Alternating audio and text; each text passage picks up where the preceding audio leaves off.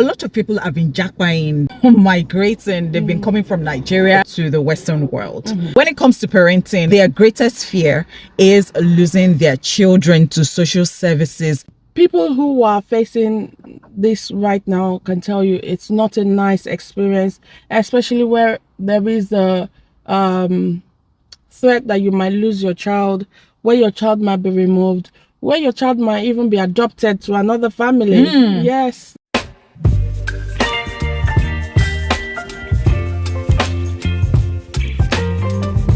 Hello, amazing you. How are you doing? And welcome to Chat Hour. If you're stopping by for the very first time, welcome and thank you. And if you are returning, you are the real MVP. Welcome and thank you. Today, I am super elated to have my friend who is a social worker in the UK on Chat Hour. Yes, I have invited Opsy of Locks and Chronicles. Hi. To be a part of Chat Hour today. Yes, we've been looking forward to this, and I'm in the UK, and I felt, let's have Opsy on the show with us, and let us hear what she has to say on this topic that we're talking about today. Hello, Opsy. Hello. Opsy, that is what she is being called on Lux and Chronicles. She has a channel on YouTube too, and you can find her on Instagram and everywhere. How you doing? I'm doing good. All right. Thank you. It's kind of infectious, your excitement. Okay. So I'm catching it. All right, yes. So that is what everybody says, and I love it. It's just good to be happy, yeah, because happiness is free after all. Is that what they say? Yes. Yeah. Before we go on, ladies and gentlemen, please do not forget to subscribe, like, and share this video. Thank you. Today we are talking the topic, why African parents should adjust their parenting style. Or should I say, should African parents adjust their parenting style? And I'm going to tell you why I am saying should they, because I don't know whether I am for or against, but let us get into this conversation first of all, because I had some discussions with Opsy just recently, and we were on different sides, and she was like, why don't we talk about this? And I said, okay, let's bring this on Chat Hour. So for many Africans, parenting is a very sensitive topic, and parenting is very relative, of course. Now, for Africans, we are overwhelmed with how quickly cultural expectations are being influenced these days by the Western culture. The traditional practices like a decade ago are now being challenged by the younger generation. And well, this sensitivity, I would say, is actually greatest amongst African immigrants living in the West. When it comes to parenting, their greatest fear is losing their children to social services due to cultural differences in how to bring up their children. I was brought up in Africa, and I think that I'm well trained. And then I come to the UK, for instance, and I see how children are being brought up, and I'm raising eyebrow. I'm like, what's this? Because I don't have any child yet. I would say, I would look at them sometimes and I would say, when I become a parent, I think I'm going to be the African mother. I'm going to be the African parent. And so I was just saying this to Opsy. I think it was yesterday. And she said to me, I don't think so. And I said, it is not in your place to say whether you think so or you don't think so. I know myself. And she said, I don't think so. I said, how sure are you? Never say never. Why would you say that? She said, because I know that if you move here, you relocate, and then you're having your children here, that thing that you are saying is going to be a thing of the past, because you don't even want them to take your children from you. And I'm like, I don't know my children. Don't I have power over my children? All right, and so we want to hear her talk. Because she said some things, and I'm like, okay, just keep all those things and let us bring all those things on Chat Hour. Why would you say that? Why would you even say that? Okay, to put things into perspective, I think let's make it very clear, and I don't mind being challenged. I don't mind my parenting style being challenged by somebody else. It doesn't bother me.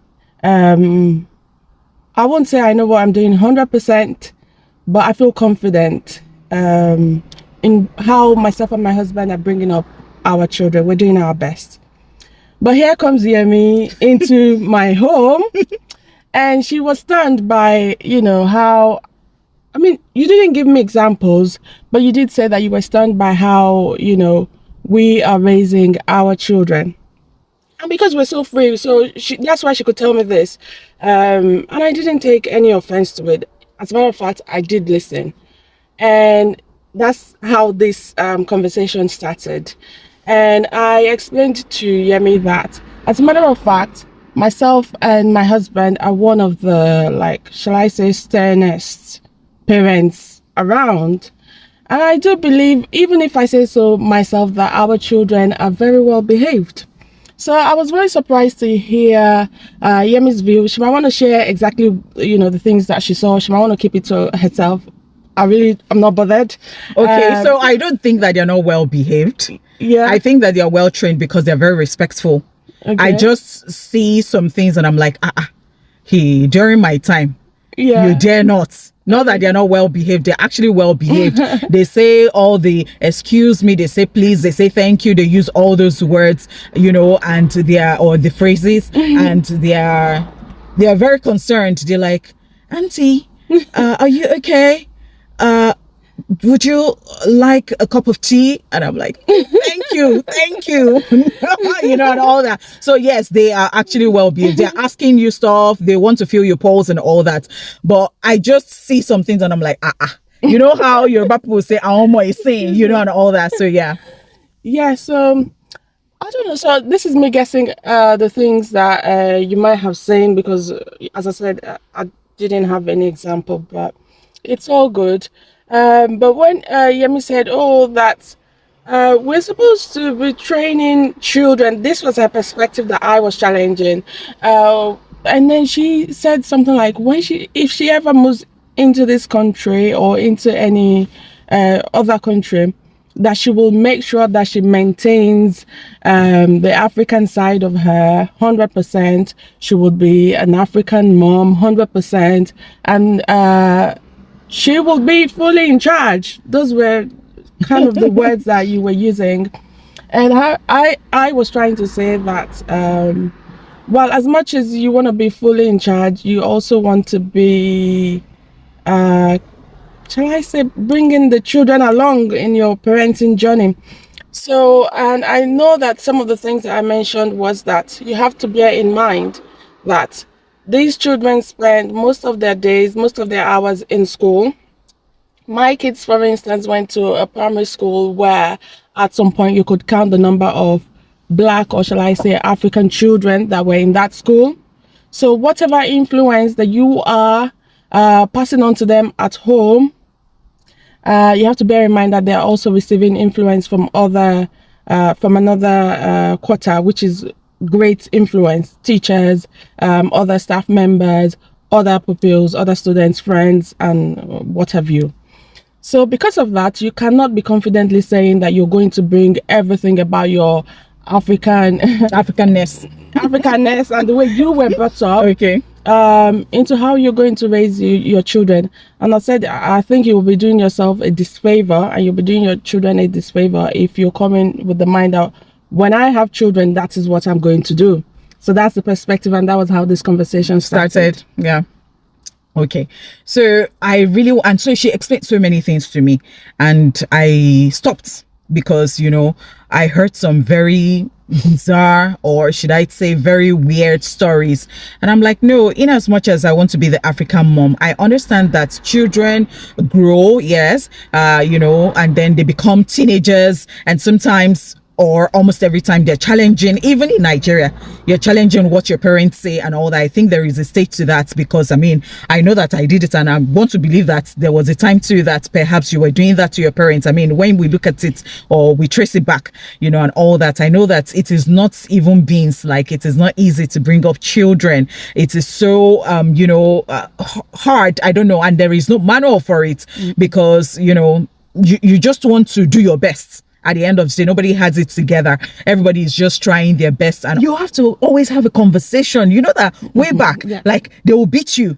that was how I was brought up. Do you understand? Like, you understand in a different way. But these days, when you see these children, even in Nigeria these days, they'll say don't use the cane, you know, talk to them. There are certain punishments that you cannot even, you know, give them, and all of those, which are very interesting. Things are really, really changing. You know. And then you started telling me about people who call you when they just move into the UK, and you know, they just want advice, they just want to know. Sometimes they're already even getting it wrong just because they're coming from Africa and they have another orientation entirely. So I really want to know, how exactly do we now strike that right balance if we're going to evolve and we're going to perhaps maybe find ourselves in this part of the world, or even still in Nigeria, and Yes. then you're like, we're not still going to be doing things the way our parents did things? Yeah. Okay, that's a very good question. And I'm actually really passionate about how we raise children, how we discipline children, how we correct them, how we bring them up, how we train them.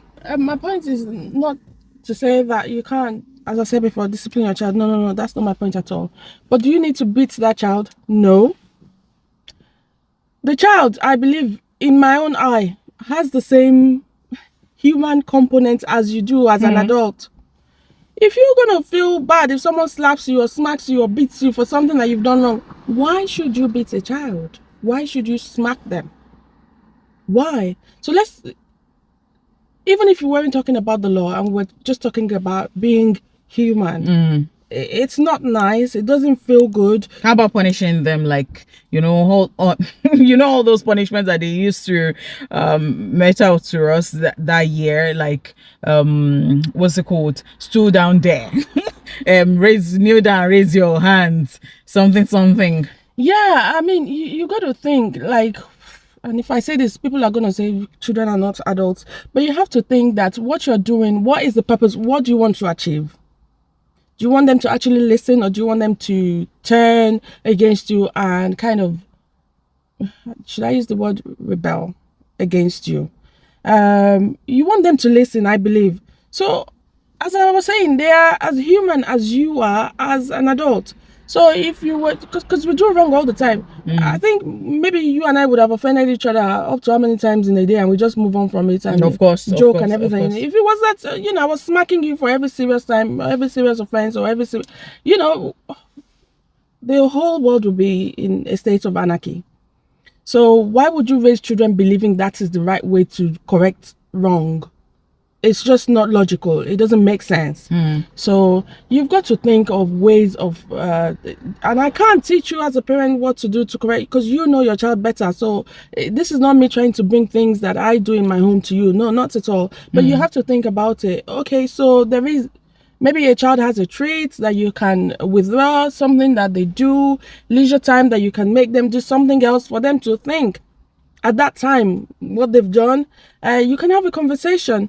And as I was saying to you, even though I'm a social worker, I am a Christian. I have faith. So I believe in God. I believe in Jesus Christ. I read the Bible, and I read this with my children. And faith is a very important component of even social work and, you know, of different aspects of life. And I believe that if you have any sort of faith that you believe in, you will do well to introduce it to your child. And if you don't have faith, it's okay. You do have some values that you will do well to also introduce to your child. So as I was saying about some topics that I don't even want to discuss here, you know, when we have such conversations and the children are not sure, or they're on the other side and they're not on our side, what we do is we open the Bible and we see what the Bible says. And this is not me, I haven't written it. This is how God said. And I said, go and read it for yourself and interpret it for yourself and see what the Bible says. And most of the time they come back and we can have a, you know, a good conversation about it. So I believe that even though you're a parent, you must leave room for, you know, compromise and negotiation with your children. You didn't have those children just to be able to be Hitler over them. That's not the purpose of parenting. So yeah, I don't know. Did I answer your question? I believe you did. But then, a lot of people have been jackpying. They have been, migrating. They've been coming from Nigeria to the UK, to going to the US, going to Canada, and all of these places. I mean, to the Western world. And I think that a lot of African parents get to have problems when they get here because things are obviously different. So I really want you to talk to parents, especially with the fact that we don't even know. Maybe somebody is even watching now and they have not started making their plans. Perhaps they want to, but maybe somehow they might just find themselves here and there is the culture shock because that is not what they're even used to. And then they're like, this is my child. I'm sure that you must have seen cases, or even worked with certain people or even advise certain people.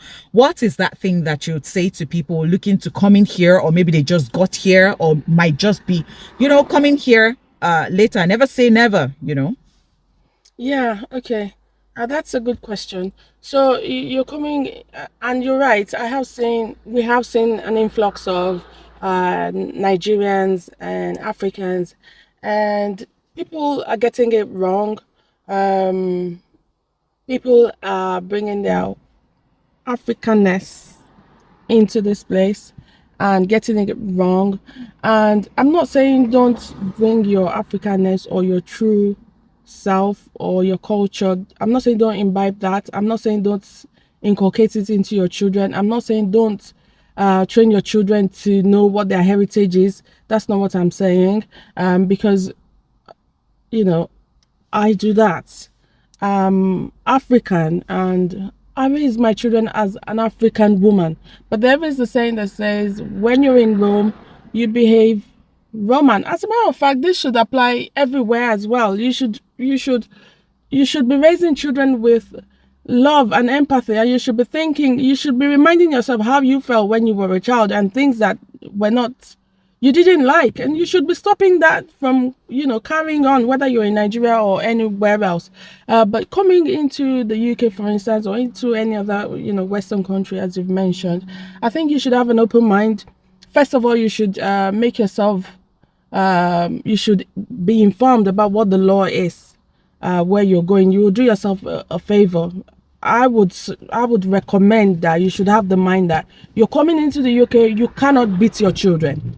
Don't come here and start whooping your child. So you want to start even now, wherever you are.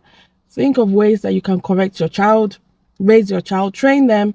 We're not about to raise children that are going to be disgrace to the society. That's not what I'm saying. We're not about to raise children that lack discipline, that lack respect, that lack manners. No. You're not about to raise children that would lack their African identity. No. So you're coming with all of that, but you're also wanting to know what the law is. So my first advice to you is don't whoop that child, and look for ways to correct that child in love. Have an open mind to actually understand the culture where you're coming from.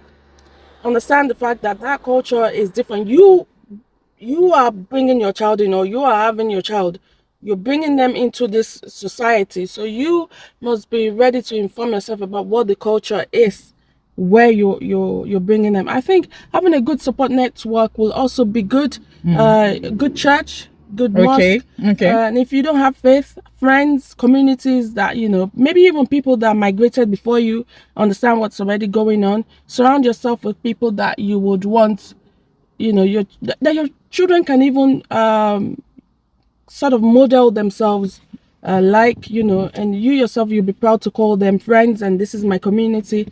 So yeah. Okay, because I heard some stuff happened already in the UK, like social services taking some children off their parents, and at the end of the day, the parents are not happy, the children are misbehaving, maybe they have gone to some foster homes and all that, and things are not just the same any longer. Perhaps we can just tell, or you can tell some of the stories so that people can really understand the crux of this whole matter. Because to some people, I'm sure they're still saying, I'm still going to do my thing. Shebi is in the house because you told me that. I was wondering. I said, but as a family, you should have stuff that you talk about in the house. The family is the bedrock of the society, and then the things that you. So she was telling me that. But these children, don't forget, when they get to school, they tell them different things. They tell them that, see, there are numbers that you can call if your parents or if anybody is. So I'm like, oh, so there is no how you can just keep your children inside and, maybe flog them. And you say, shh, if I hear anything, when outside. And she was letting me know that it's not going to be possible because these children, they talk to them in school and they might just go to school and go and say something else. Okay, Honeypot, you're still getting it a bit wrong. So this is not for us to do it so that we can hide it. This is for us to have the mind of not doing it and raising the children the way we should raise them. Okay, so and those stories, let me just make them clear, are stories on social media because I can't share with you examples that I've come across in my line of work. So the things that we can talk about, so we're going to respect that. Yeah, so that I can share with you are things that are already probably circulating on social media, where we've seen children being removed from parents, how the parents would maybe then lament on how the children are turning up or turning out to be. So yeah, and then I think how we were making this, what we were actually discussing was, is it better for you to just understand the laws of the society where you are in and sort of raise your children in a way that is, pleasing to the law of the land, so that you can have your children and you can train them by yourself and they don't end up in foster care and, being removed and all of these things that no family should actually experience. And for that purpose, I believe that it is worth the while, the fact that you're doing this video. Yes. So people who are facing this right now can tell you it's not a nice experience, especially where there is a threat that you might lose your child, where your child might be removed, where your child might even be adopted to another family. Yes. Like you're alive, oh. Yes. And then they give your child to another family. Yes. But before it gets to that level, you would have been given a lot of warnings, opportunities. Whatever it is, except that there has been significant harm to the child. That's when it's coming suddenly to you. Otherwise, if it was just your parenting style, you would have been given opportunities to make things right. And you would have had lots of support.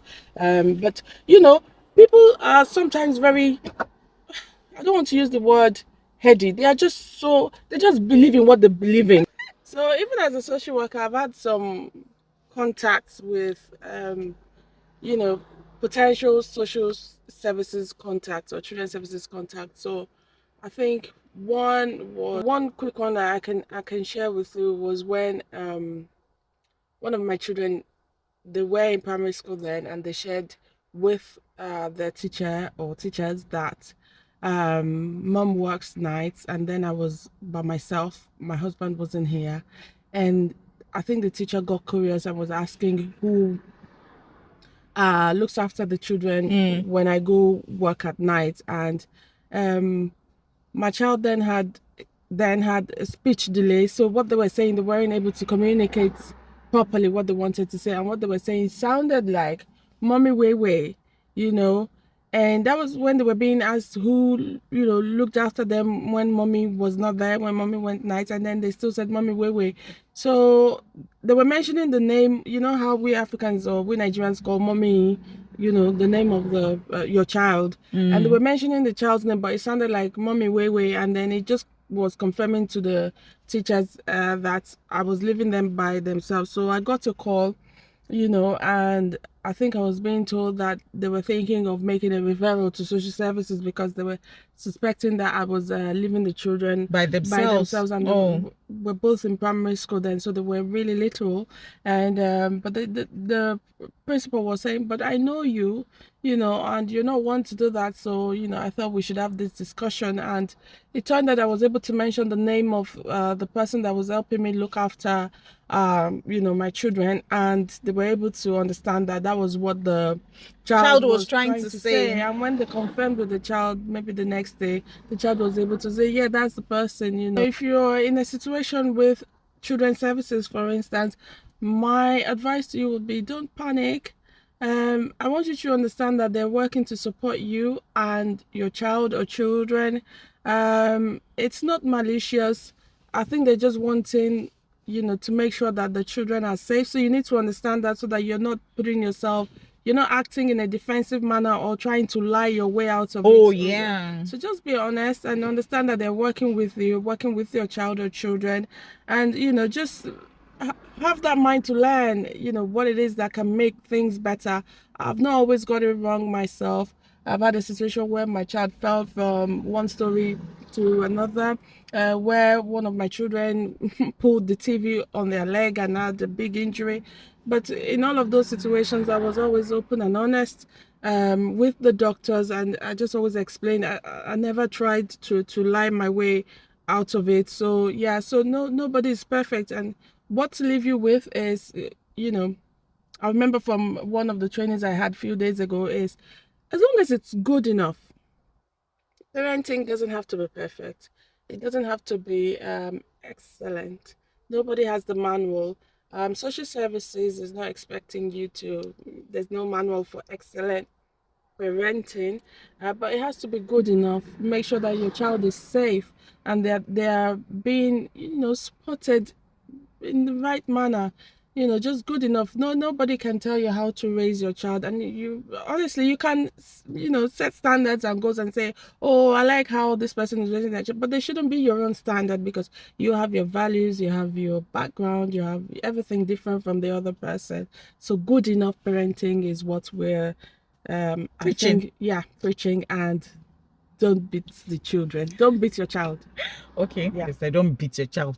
Yeah, don't whoop them. Don't whoop them. Yeah. Thank you so much, Opsy, for coming on Chat Hour today.